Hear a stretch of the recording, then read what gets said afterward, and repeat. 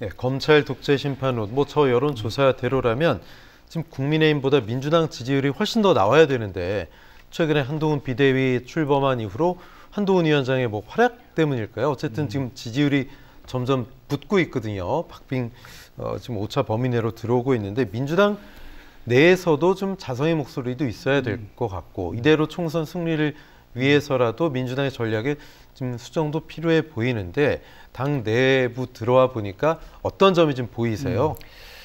저는 그런 것 같아요. 그 국민들이 민주당에 실망하는 거는 좀 개혁적이고 이런 아젠다를 하나도 못 가져가고 있고 국민들이 생각하는 민생에 대해서도 별로 역할을 못 한다고 생각을 하는 것 같아요. 근데 아까 말씀드렸지만 이 모든 게 지금 검찰 프레임에 갇혀갖고 안 되는 것 같아요. 그래서 저는 그거를 좀 빨리 깨고 어떤 국민들이 원하는 눈높이에 맞춰서 민주당이 가야지 민주당도 총선에 안일하게 대처하면 안 된다고 생각하고 정말 국민의 눈높이에 맞게 각 분야별로 의제를 설정해서 실천을 제대로 할 수 있는 민주당의 모습을 보여줘야지 총선에서도 승리하고 국민들의 신뢰를 받을 수 있다고 생각합니다. 네.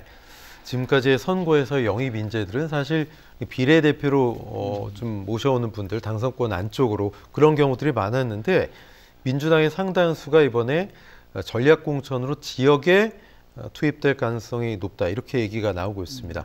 영입 인재 활용에 대한 적절한 대안이라고 보세요. 어떻게 보십니까? 그 지난 총선 때도 영입 인재가 20분 있었는데 네. 그 중에 16분이 총선에 출마하셨고 그 중에 12분이 지역으로 출마하고 나머지 분들은 이제 비례대표로 갔는데 저희 영입 인재들은 그 영입될 당시에 다 지역구 출마를 전제로 영입이 됐습니다. 그래갖고 일단 지역구를 생각하고 다 출마한다고 생각을 하고 그리고 이제 영입 인재들이 지역에서 뭐 최근에 그렇게 활동을 할 수 없었지만 어떤 그 부문별로 대표성이나 전문성을 인정받아서 영입된 분들이기 때문에 뭐 그런 부분을 평가해서 유권자들이 판단을 하시지 않을까 싶습니다. 네. 인천 하면 우리 이윤기 전 기자와 뭐 때려야 뗄 수 없는 그런 지역인데 그래서 인천 지역구 출마 가능성이 나오고 있고 지금 언론상으로도 구체적인 지역구까지 나오고 있습니다. 남동을 이야기도 나오고 있는데 뭐 당이 검토하고 있다.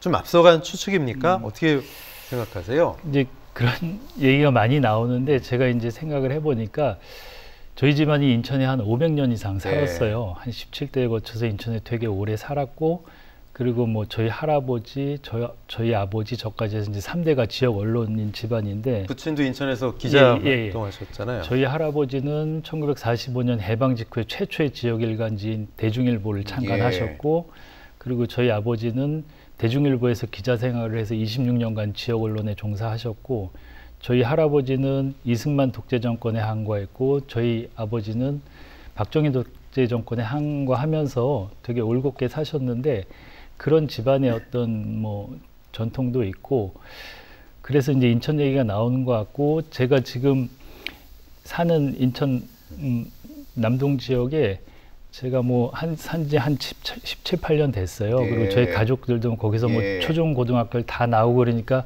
그런 얘기가 나오는 것 같은데 근데 공천은 특히 이제 인재 영입된 분들은 당에서 전략적으로 큰 틀에서 판단을 해서 또 어떤 시스템에 따라서 하기 때문에 일단 당의 결정, 당원 당규에 따라서 당의 결정에 따를 수밖에 없고 그렇게 해야죠, 당연히. 네.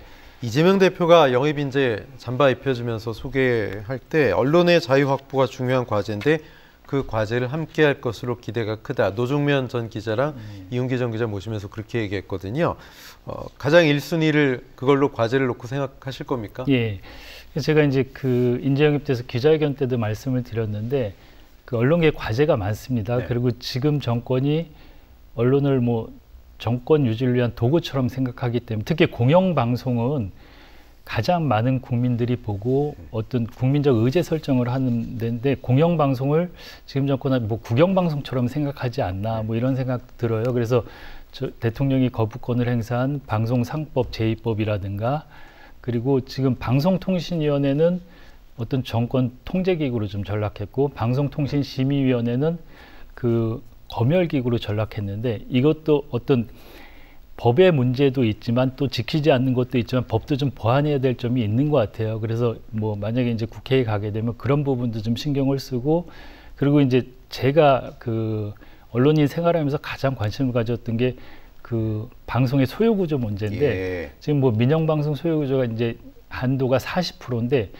이 한도가 맞는지, 이걸 분산시켜야 되는지 축소시켜야 되는지, 이런 거에 대한 고민도 많이 있고요. 그리고 지금 언론 생태계를 보면 거의 이제 파괴 상태인데, 어떤 독립 언론이라든가 지역 방송 이런 데도 같이 생존할 수 있는 방안을, 제가 그래도 그 언론인으로서 30년간 경험도 있고 전문성을 살려갖고 그런 측면에 좀 역량을 좀 집중하려고 하고 있습니다. 예, 최근 몇 년간은 진화협에서 대외협력 담당 일을 하셨잖아요. 가장 좀 인상적인 일 있다면 어떤 게 기억에 남으실까요? 제가 OBS를 그만두고 진실화위원회에서 한 2년만 일했는데, 예. 그 2기 진실화에서는 핵심이 집단 수용시설 인권침해 사건이었어요. 형제복지원 인권침해 사건, 성감학원 아동 인권침해 사건, 서산개척단 사건인데, 제가 있을 때 그 3대 인권침해 사건을 국가에서 처음으로 다 진실규명을 했어요. 하고 제가 성감학원 같은 경우에는 유해 발굴이, 거기 아동들의 유해가 한 100구 이상 묻혀 있는데 유해 발굴을 제가 좀 적극적으로 해서 한 50구 정도는 했어요. 그래갖고 그게 가장 보람이 있었고, 그리고 어떤 국가 폭력에 대해서 국가에서 진실규명을 해도 사과를 안 하는데 김동연 지사가 거의 유일하게 성감학원 인권침해 사건에 대해서 공식 사과를 했어요. 그래서 피해자들도 되게 힘을 얻었고, 그런 측면에서는 제가 과거 사회에 있을 때 좀 나름 역할을 했고, 그 인권의 중요성 그리고 국가 폭력에 대해서 좀 더 많이 공부하는 계기가 됐습니다. 알겠습니다. 어느덧 시간이 다 돼서요. OBS 시청자 여러분께 한 말씀 부탁드립니다. 제가 그 민주당에 인재 영입되면서 민주당에서 저한테 붙여둔 게 행동하는 언론인인데, 제가 앞으로 행동하는 정치인이 되고, 저는 나중은 없다고 생각해요. 지금 당장 모든 일을 하고 실천하고, 말보다는 항상 실천은 하고, 그리고 젊은 좀 미래 세대에게 희망을 줄 수 있는 그런 좀 정치인이 되도록 노력을 하겠습니다. 그리고 OBS는 제 정말 인생을 걸고 만든 회사인데, 그 수도권 지상파 방송으로 좀 자리를 더 잘 잡고 무궁하게 발전했으면 좋겠습니다. 알겠습니다. 민주당 영입 인재로 들어오신 이훈기 전 기자와 이야기 나눴습니다. 고맙습니다. 감사합니다.